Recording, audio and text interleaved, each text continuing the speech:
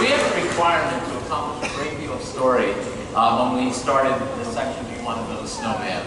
We had to have the girls grow up at different ages. We had to, of course, have the parents get lost in the storm. There was a lot of stuff to do. And sometimes we would try with dialogue, and we would try with song, and we'd go back and forth. Talk a little bit about how the song came about. Do you want to take that?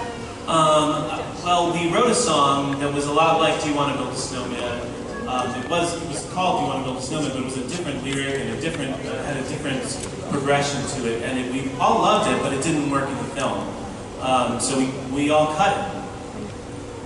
And then there was always this chicken and egg thing. We worked really, really closely with Jennifer Lee and Chris Buck every day, talking about what does the front of this movie need to have. We need to show the pain and loneliness that Anna feels and that Elsa feels, and figure out how to depict that with music.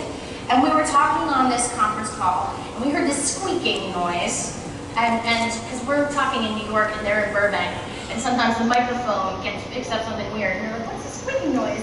And Paul Briggs, our head of story, was doodling. And we were like, Paul, what are you doodling? And he picked up this picture, and he doodled this. He doodled two girls on opposite sides of a door.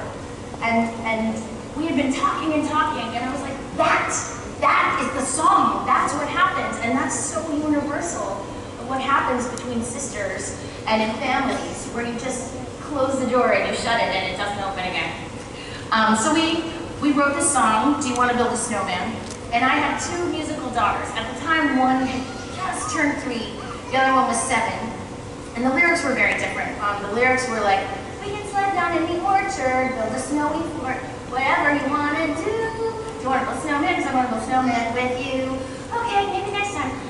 And we recorded the beginning with Annie, who you just saw, who's 6, but she was maybe not even 3. And we tried it with that. We tried it with her singing the first verse, and here's what it sounded like.